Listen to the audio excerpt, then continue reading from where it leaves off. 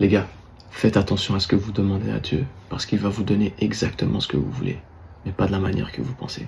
Dans le fond, si tu demandes à Dieu de la patience, il va t'envoyer des épreuves qui vont te pousser à bout, pour tester ta patience, pour forger ta patience, pour cultiver ta patience. Tout ce que tu demandes à Dieu, il va chercher à te tester pour que tu lui prouves justement, premièrement, que tu le mérites, et deuxièmement, que lorsque tu auras cette patience, ou peu importe ce que tu demandes, tu vas en faire bon usage. Je peux te donner un exemple d'une chose que moi je demande, ça pourrait être de l'amour par exemple. Donc une femme, des enfants, une famille, un foyer. Bah, Dieu va tester avec de la solitude, mon gars. You're gonna be alone for a very long time. Ou tu vas experience des heartbreaks, ou des déceptions relationnelles, ou...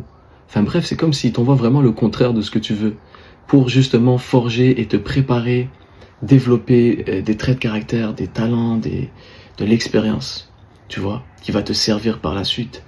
Lorsque tu vas posséder la chose que tu as demandé, de premièrement l'entretenir, la développer, la cultiver, et en faire bon usage, dans le fond. Et c'est la même chose pour l'entrepreneuriat, guys, ou pour la liberté financière, ou avoir de l'argent, ou des biens matériels.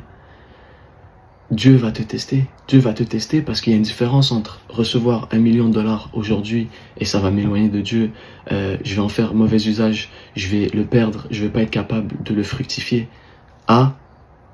Il te build, il t'envoie des épreuves, il te fait développer comment dire ça? Développer des aptitudes telles que la discipline, la clarté d'esprit, développer une routine, toutes sortes de choses qui vont te permettre d'aller chercher ce $1 million. Mais c'est pas nécessairement le $1 million qu'il va te donner. Il va te donner le caractère de quelqu'un qui va être capable d'aller chercher $1 million et de le posséder et d'en faire bon usage.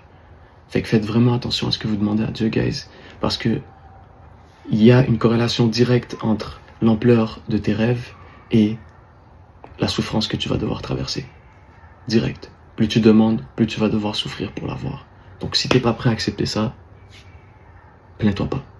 Mais si t'es prêt à accepter ça, tu dois t'attendre et assumer ce que ça implique. Donc la souffrance qui va venir, les déceptions, les barrières, les obstacles, les bâtons dans les roues, les gens qui vont te drag down, ta famille qui va pas croire en toi, toutes sortes de choses, tu dois l'accepter, l'assumer et continuer. Et que un jour, la bonne opportunité, la bonne personne, la bonne discussion va te ramener ce que tu recherches. Ou la première porte d'entrée pour le momentum vers ce que tu recherches. If that makes sense. Anyways guys, peace out.